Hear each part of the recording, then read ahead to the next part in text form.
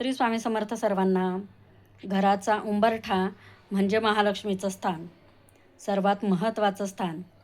घराच्या उंबरठ्यावर जर आपल्या घरातील स्त्री स्त्री ही लक्ष्मी असते.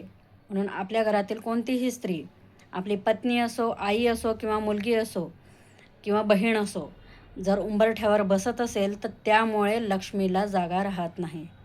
त्या लक्ष्मीचं आगमन उंबरठ्यावरूनच होत असतं. उंबरठा हा लक्ष्मीचा निवासस्थान मानला जातो. म्हणून उंबरठ्याचं पावित्र्य आपण राखत असतो.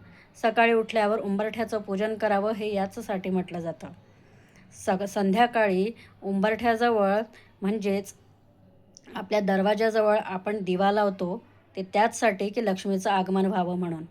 म्हणून घरातल्या स्त्रीने कोणीही उंबरठ्यावर बसू नये.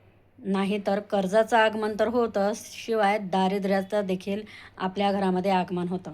म्हणून ही गोष्ट तुमच्याकडून होत असेल तर ही कटाक्षाने टाळा. श्री स्वामी समर्थ सर्वांना.